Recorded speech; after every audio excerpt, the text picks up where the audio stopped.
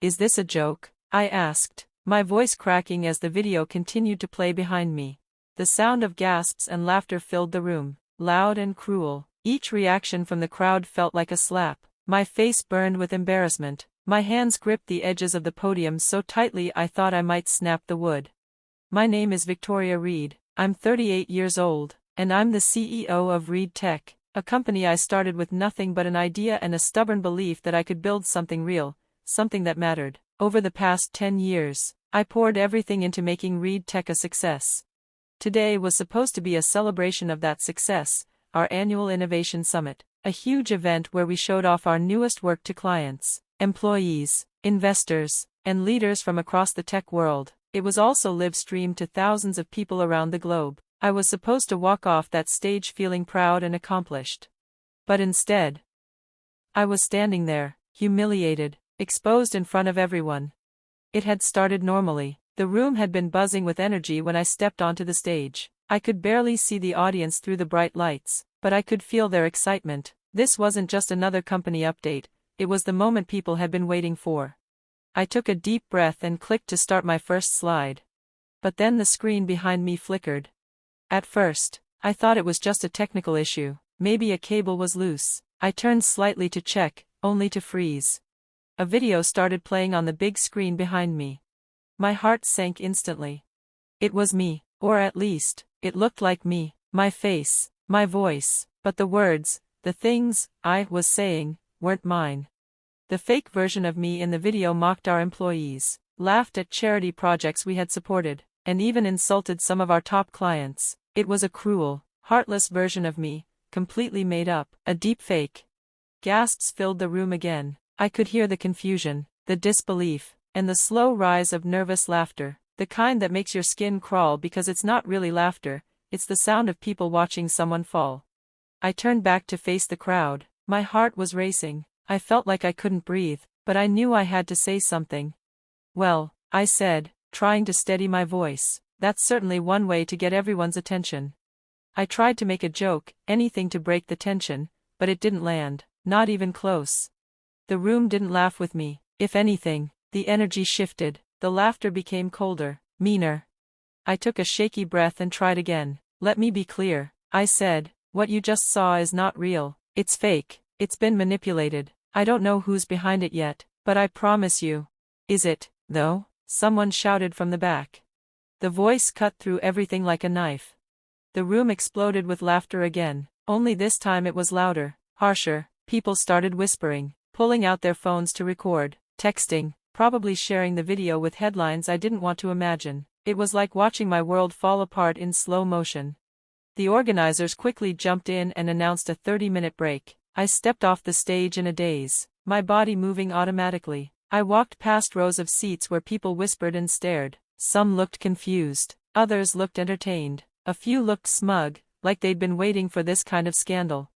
Backstage, I finally let myself fall into a chair. My legs were shaking so badly I wasn't sure how I had stayed standing for that long.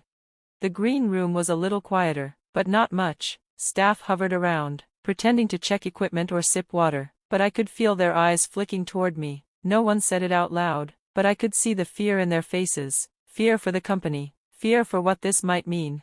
My phone sat on the table in front of me. It buzzed constantly with new notifications. I didn't want to look, but I did. The headlines were already out. Deepfake disaster at ReTech Summit. CEO Victoria Reed under fire after shocking video. Tech titan or total fraud? The 30-minute break felt like forever. I sat there, trying to think, trying to plan some way to fix this. But every few seconds I could hear voices from the hallway. They weren't quiet. I heard my name again and again. Words like fake, career-ending, scandal. It was like the walls were closing in.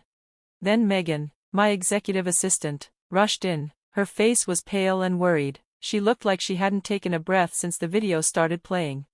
Victoria, she said softly, the press is waiting outside. They're demanding a statement. Anne, it's bad, really bad.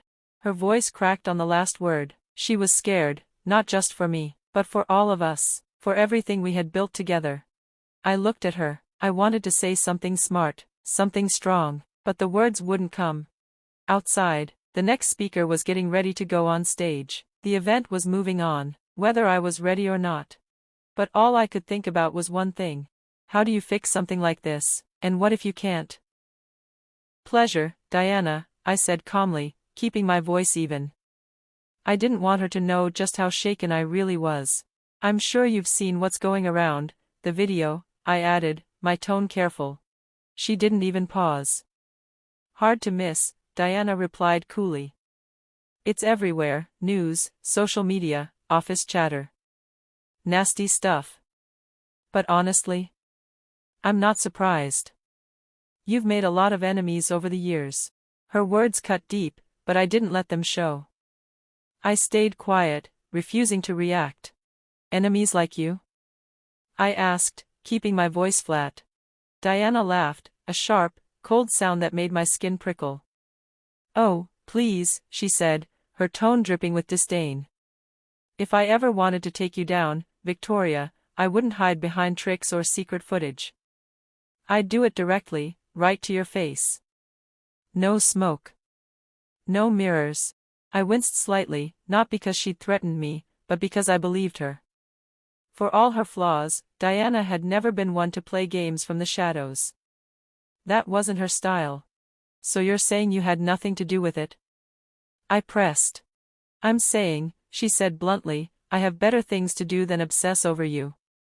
But if you're desperate to find someone to blame, maybe stop looking at old rivals and start looking closer to home. People like you? You don't get brought down by strangers. It's always someone you let get too close. And with that, she hung up. I stared at my phone, still holding it in my hand long after the call had ended. Her final words kept echoing in my head, growing louder with each passing second, someone closer to home. It sounded like a casual remark, but it felt like something more. A warning. A clue. A bitter truth. I placed the phone on my desk, trying to quiet the sudden storm inside me. My thoughts were spinning. Could Diana be right? Could the person behind the video, the one trying to ruin me, be someone from my own team? My own company? The idea turned my stomach. I ran over the conversations I'd had earlier. Nathan had been arrogant, sure. That wasn't new. But there had been something else. He seemed genuinely offended when I questioned his loyalty. Maybe too offended. Then there was Diana. She had nothing kind to say, but she hadn't been hiding anything. Her confidence, her cold honesty, it didn't feel like someone who had just stabbed me in the back. And if she had done it, I doubted she'd pass on the chance to rub it in my face. Neither conversation had given me any real answers. Just more questions. A moment later, Megan walked into my office, carrying a stack of reports. She set them down without a word and looked at me carefully. How'd it go? She asked. I sighed and leaned back in my chair, suddenly feeling exhausted. Exactly how you'd expect, I muttered. Nathan got defensive. Diana acted like she was above it all. And I walked away with nothing. No proof. No direction. Just more suspicion. Megan sat down across from me and folded her hands in her lap. Maybe Diana was right, she said softly. Maybe it's not one of them. Maybe, it's someone closer. Her words made my stomach twist again. That was exactly what Diana had said. You really think someone at ReTech could be behind this? I asked. Megan didn't answer right away. She just shrugged. You've made some hard decisions lately, Victoria. You've had to say no to people. Cut budgets. End projects. Not everyone's going to be happy about that. And someone, somewhere, might have taken it personally. Her voice was calm, but the suggestion landed heavily on me. If that's true, I said slowly, then whoever did this knew exactly where to hit. They had access to private files, security footage, internal systems. They knew how to make it look real, how to release it at just the right time. Exactly, Megan said. This wasn't random. It was calculated. And if it came from inside, then it means someone you trust has been working against you for a while. I looked at her, the weight of her words sinking in. Maybe it's time to widen the search, she added gently. I nodded slowly, feeling something cold settle in my chest. If this attack really came from inside ReTech, then I'd been blind to it the entire time. I'd welcomed a snake into my home, my company, my circle. And whoever it was didn't just want to embarrass me. They wanted to destroy me, everything I'd built.